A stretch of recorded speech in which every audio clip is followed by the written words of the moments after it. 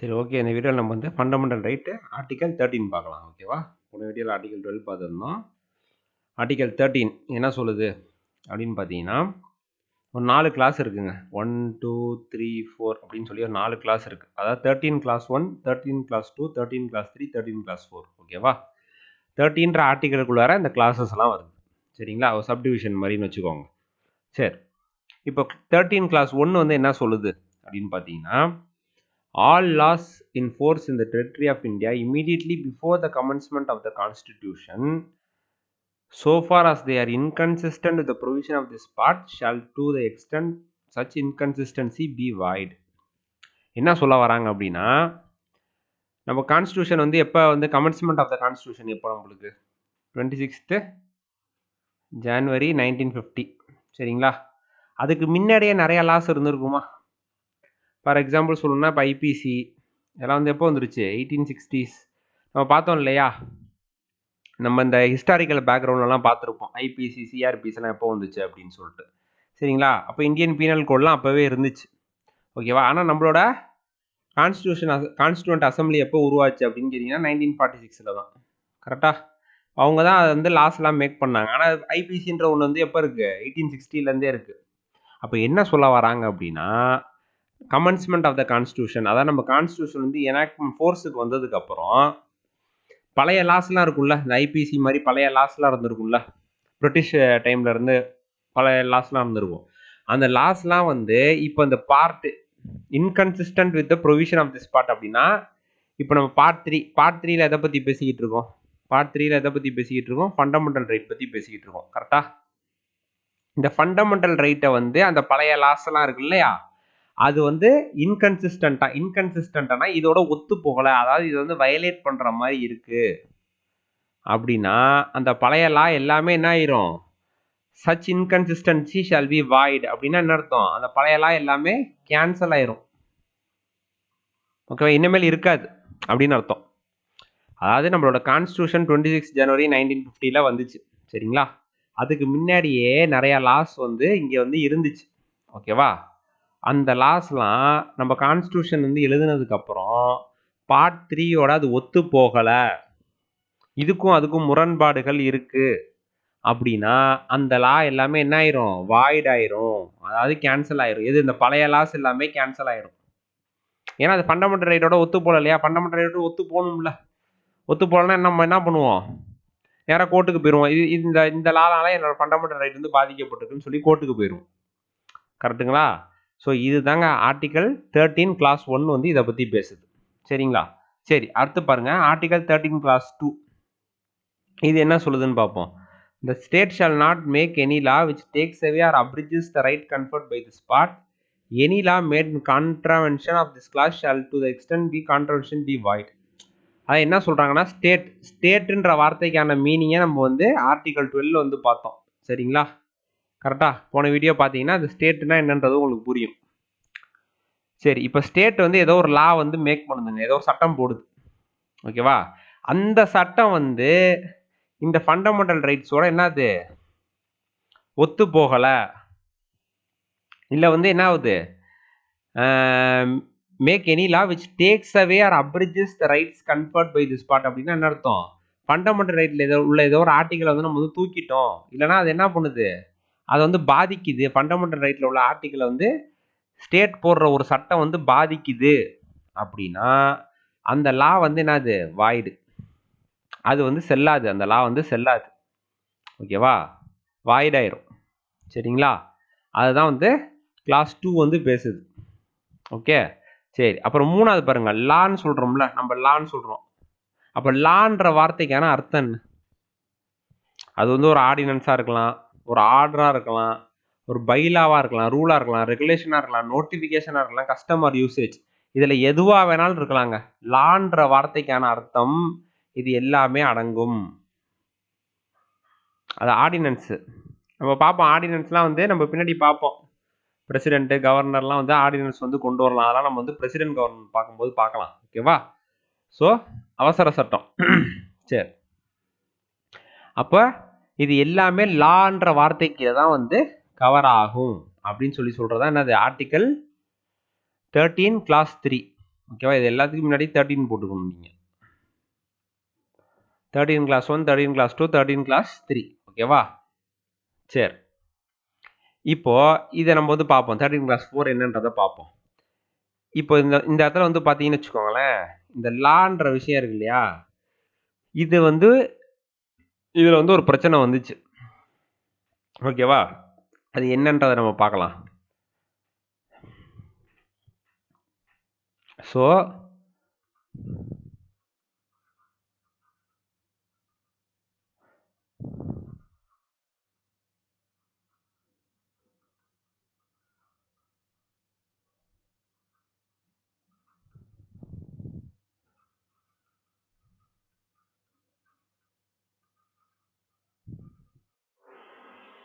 சம்பாக்கம் துரைராஜன், செண்பகம் துரைராஜன் சொல்லுவாங்க. சரிங்களா? விஸ் state of Madras. ஓகேவா? இது வந்து ஒரு கேஸ் வந்து வந்துச்சுங்க. இது என்ன கேஸ் அப்படின்னு பார்த்தீங்கன்னா, நம்ம தமிழ்நாட்டில் வந்து பார்த்தீங்கன்னு வச்சுக்கோங்களேன், reservation for SC and ST in government engineering and medical college வந்து இருந்துச்சுங்க.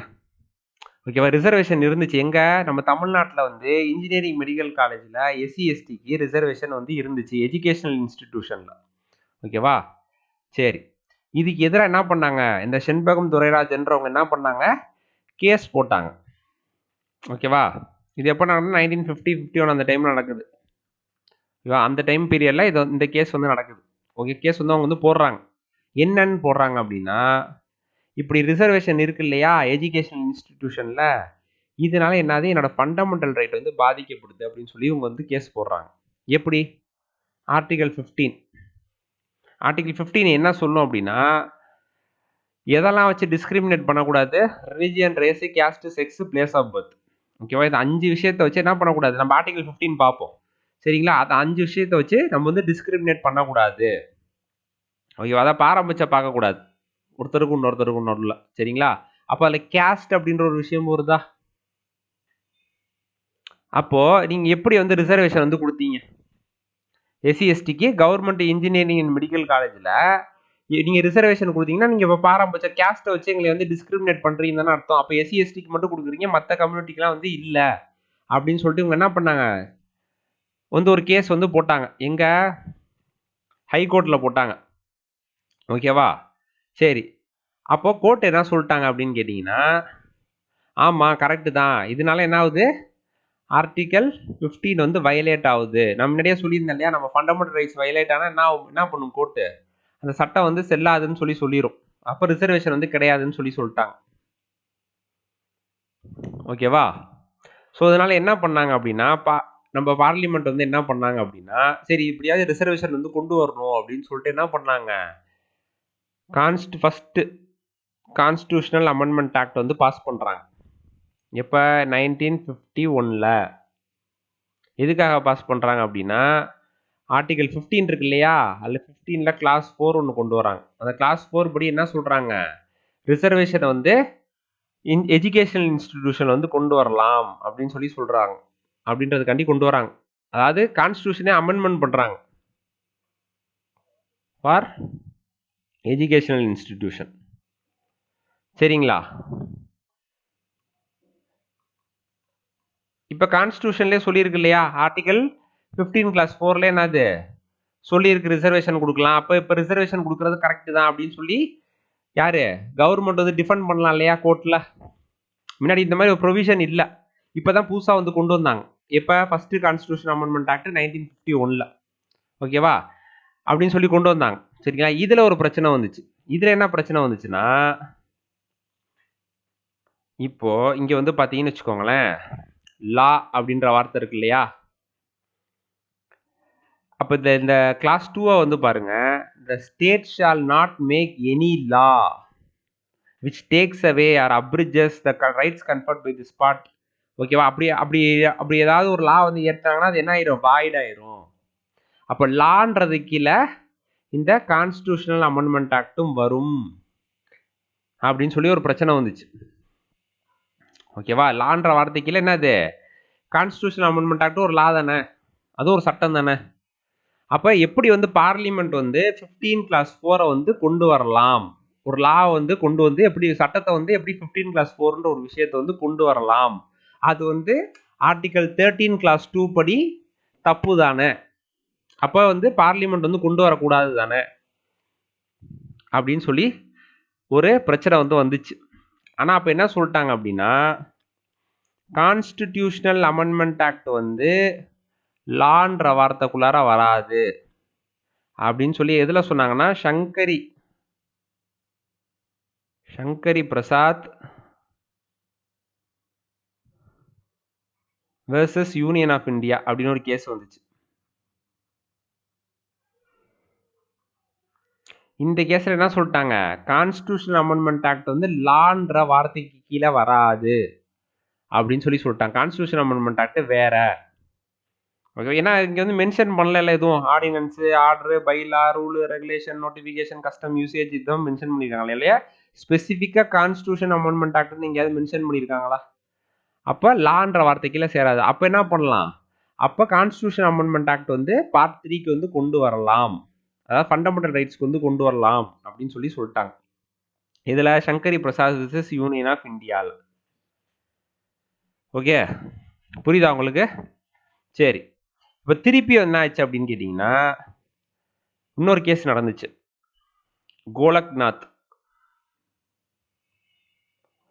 Versus State of Punjab.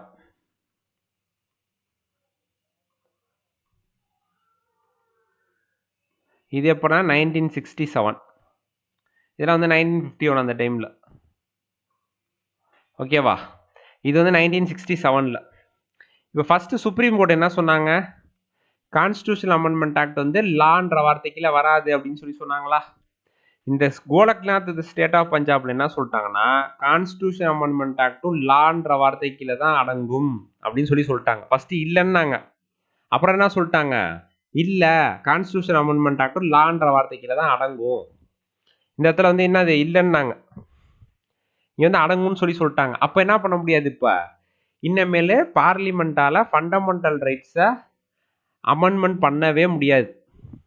ஓகேவா, இது வந்து பார்லிமெண்ட்டுக்கு ஒரு பிரச்சனை தானே. நாளைக்கு அவங்க ஃபியூச்சரில் ஏதாவது ஒரு பிளான், ஏதாவது ஒரு லா பாஸ் பண்ணணும், அது வந்து ஃபண்டமெண்டல் ரைட்டை வயலேட் பண்ணுதான் டக்குன்னு என்ன பண்ணிடுவாங்க, எல்லாரும் கோர்ட்டுக்கு போயிடுவாங்க. அப்போ என்ன பண்ணலாம் அப்படின்னு சொல்லி கவர்மெண்ட் வந்து யோசிச்சிச்சு, இதுக்கு என்ன நம்ம வந்து தீர்வு கண்டுபிடிக்கலாம் அப்படின்னு சொல்லி யோசிச்சிச்சு. ஓகேவா, யோசிக்கும் போது எல்லாரையும் கூட்டி என்ன பண்ணாங்க, ஓகேவா, எல்லாரையும் கூட்டி என்ன பண்ணாங்க, இந்த கிளாஸ் 4 இருக்கு இல்லையா, nothing in this article shall apply to the amendment of the constitution made under article 368. ஓகேவா, இது ஆர்டிகல் 13ல சொல்லியிருக்கு. எந்த விஷயமுமே 368 என்னது, அமெண்ட்மெண்ட் ஆஃப் த கான்ஸ்டியூஷன் தான் 368. 368 எதை பத்தி பேசும்,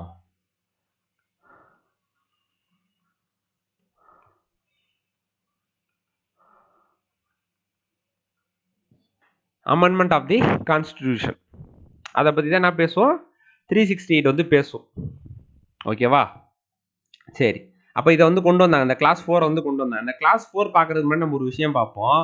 இதில் வந்து சென்ட்ரல் கவர்மெண்ட் என்ன கேட்டாங்க அப்படின்னா, அப்புறம் எதுக்கு எங்களுக்கு வந்து 360, இவங்க என்ன சொன்னாங்கன்னா கான்ஸ்டிடியூஷன் அமெண்ட்மெண்ட் ஆக்டும் லா கீழே தான் சேரும் அப்படின்னு சொல்லி சொல்லிட்டாங்க. யாரு, கோர்ட்டு சொல்லிட்டாங்க, கோலக்நாத் விஸ் ஸ்டேட் ஆஃப் பஞ்சாப்ல.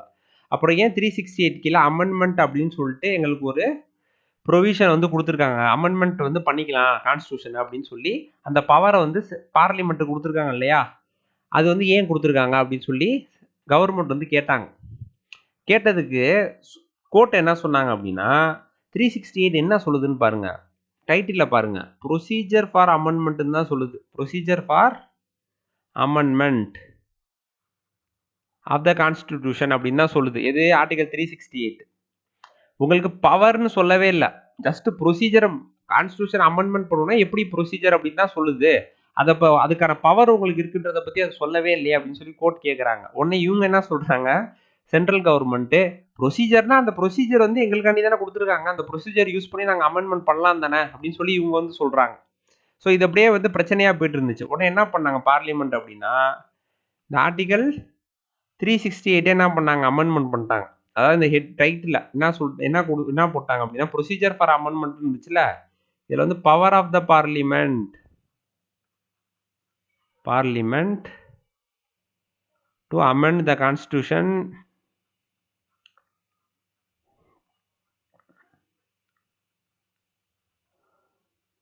அண்ட் ப்ரொசீஜர் thereof அப்படின்னு சொல்லி மாற்றிட்டாங்க. ஆர்டிகல் 368 மாற்றிட்டாங்க. ஓகேவா? இனிமேல் எங்களுக்கு இந்த பவர் இல்லைன்ற வார்த்தை வராது இல்லை. முதல்ல எப்படி இருந்துச்சு, ப்ரொசீஜர் தான் இருந்துச்சு. இப்போ பவர்ன்ற வார்த்தையை இன்க்ளூட் பண்ணிட்டாங்க 368ல. அப்போ எங்களுக்கு பவர் இருக்கு. ஓகேவா? எதை கான்ஸ்டியூஷன் அமெண்ட்மெண்ட் பண்ணுறதுக்கான பவர் எங்களுக்கு இருக்கு. இது ஒன்று. இன்னொன்று என்ன சேர்த்தாங்க அப்படின்னா 24th கான்ஸ்டியூஷன் அமெண்ட்மெண்ட் ஆக்ட் 1971 இருக்கு இல்லையா, இதில் என்ன பண்ணாங்க, இந்த கான்ஸ்டியூஷனல் அமெண்ட்மெண்ட் ஆக்ட் அப்படின்றது வந்து இந்த லான்ற வார்த்தை கீழே வராது அப்படின்னு சொல்லிட்டாங்க. அதுதான் என்னது, nothing in this article shall apply to the amendment of the constitution made under article 368. இந்த ஆர்டிகல்ல சொல்லியிருக்கு இந்த லான்னு சொல்றாங்க இல்லையா, இது எதுவுமே என்னது கான்ஸ்டிடியூஷன் அமெண்ட்மெண்ட் ஆக்டுக்கு வந்து அப்ளை ஆகாது அப்படின்னு சொல்லி ஒரு 4th கிளாஸ் வந்து ஆட் பண்ணாங்க. எப்போ 24th கான்ஸ்டிடியூஷன் அமெண்ட்மெண்ட் ஆக்ட் 1971ல. ஓகேவா? இதுதாங்க ஆர்டிகல் 13. ஓகேவா? ஆர்டிகல் 13 இப்போ உங்களுக்கு புரிஞ்சிருக்கும்னு நினைக்கிறேன். இது புரியல அப்படின்னா நீங்கள் இன்னொரு தடவை பாருங்க. அப்போ நான் சொன்னதை வந்து இன்னொரு தடவை பாருங்க. ஒன்றும் இல்லை, சிம்பிள். லான் அதாவது இது நம்ம ஸ்டேட் வந்து எந்த லாவுமே மேக் பண்ணக்கூடாது. ஃபண்டமெண்டல் ரைட் வந்து புடுங்குற மாதிரியோ இல்லை அதுக்கு வந்து பாதகம் வர மாதிரியோ எந்த லாவுமே மேக் பண்ணக்கூடாது. அப்படி மேக் பண்ணால் அது வாய்டு அப்படின்னு சொல்லியிருந்தாங்க கிளாஸ் 2ல. கிளாஸ் 3ல லானா என்னன்றதை மென்ஷன் பண்ணியிருந்தாங்க. இதெல்லாம் தான் லா அப்படின்னு சொல்லி மென்ஷன் பண்ணியிருந்தாங்க. அதில் வந்து என்னாச்சு, சம்பாக்கம் துரைராஜன் செண்பகம் துரைராஜனில் வந்து என்னாச்சு, ஒரு பிரச்சனை வந்துச்சு. அப்போ என்ன சொல்லிட்டாங்க அப்படின்னா, அப்போ நம்ம வந்து ஃபண்டமெண்டல் ரைட்டை வந்து கான்ஸ்டியூஷன் அமெண்ட்மெண்ட் ஆக்ட் கொண்டு வந்து அதை மாற்றலாமா அப்படின்னு ஒரு பிரச்சனை வந்துச்சு. அது சங்கரி பிரசாத்தில் ஓகேன்னு சொல்லிட்டாங்க, மாற்றலாம், அது வந்து லான்ற அர்த்தத்துக்கு கீழே வராது. அதாவது இந்த 13ல் கொடுத்துருக்காங்க இல்லையா, 13 கிளாஸ் 2ல லான்னு ஒரு வார்த்தை கொடுத்துருக்காங்க இல்லையா, இதுக்கு கீழே வந்து கான்ஸ்டியூஷன் அமெண்ட்மெண்ட் ஆக்ட் வந்து வராது அப்படின்னு சொல்லிட்டாங்க. அப்புறம் 1967ல் இல்லை கான்ஸ்டியூஷன் அமெண்ட்மெண்ட் ஆக்டும் லான்றது வார்த்தைக்கு தான் வரும் அப்படின்னு சொன்னாங்க. ஸோ அதனால் என்ன பண்ணாங்க, அதுக்கப்புறம் அமெண்ட்மெண்ட்டும் பண்ண முடியாது பார்லிமெண்ட்டு, ஏன்னா ப்ரொசீஜர் தான் கொடுத்துருக்கு அப்படின்னு சொன்னாங்க. ஆனால் பவர்ன்ற வார்த்தை என்ன பண்ணிட்டாங்க, பார்லிமெண்ட் வந்து இதே அமெண்ட்மெண்ட் பண்ணி பவர்ன்ற வார்த்தையை உள்ள சேர்த்துட்டாங்க. அதே மாதிரி என்ன பண்ணாங்க, 24th கான்ஸ்டியூஷன் அமெண்ட்மெண்ட் ஆக்ட் 1971ல் கான்ஸ்டியூஷன் அமெண்ட்மெண்ட் ஆக்ட்ன்ற ஒரு விஷயம் வந்து நாங்கள் வந்து கொண்டு வரோம்னா அது வந்து இந்த ஆர்டிக்கல்ல சொல்ல எந்த விஷயத்துக்குமே அது வந்து அப்ளை ஆகாது அப்படின்னு சொல்லிட்டாங்க. அப்போனா என்ன அர்த்தம், கான்ஸ்டியூஷன் அமெண்ட்மெண்ட் ஆக்ட் வந்து கொண்டு வரலாம். மறுபடியும் என்னாச்சுன்னா 1973ல் ஒரு கேஸ் வந்துச்சு, கேசவானந்தா பாரதி கேஸ் அப்படின்னு சொல்லி ஒரு கேஸ், உங்களுக்கு எல்லாத்துக்குமே தெரிஞ்சிருக்கும், ஃபேமஸான கேஸ். அந்த கேஸில் வந்து என்ன சொல்லுச்சுன்னா, கோர்ட்டு மறுபடியும் நீங்கள் வந்து ஃபண்டமெண்டல் ரைட்டை வந்து அமெண்ட்மெண்ட் பண்ணிக்கலாம், கான்ஸ்டியூஷன் அமெண்ட்மெண்ட் ஆக்ட் வந்து கொண்டு வந்து அதை திருத்திக்கலாம். ஆனால் என்ன பண்ணும் அப்படின்னா அதோட பேசிக் ஸ்ட்ரக்சர் அது வந்து கெடாமல் பார்த்துக்கணும், அதோட பேசிக் ஃபீச்சர்ஸ் இல்லை பேசிக் ஸ்ட்ரக்சர் வந்து கெடாமல் வந்து பார்த்துக்கணும் அப்படின்னு சொல்லி 1973ல் கேசவானந்தா பாரதி கேஸில் வந்து கவர்மெண்ட் வந்து கோர்ட் வந்து என்ன சொன்னாங்க, கவர்மெண்ட்டுக்கு வந்து டைரக்டிவ் கொடுத்தாங்க. ஓகேவா? ஸோ இதில் வந்து இன்னொரு விஷயம் இப்போ பார்த்தீங்கன்னா 13 கிளாஸ் 1 13 கிளாஸ் 2 இன்னொரு விஷயத்தை நம்மளுக்கு சொல்லும். என்ன அப்படின்னு பார்த்தீங்கன்னா ஜுடிஷியல்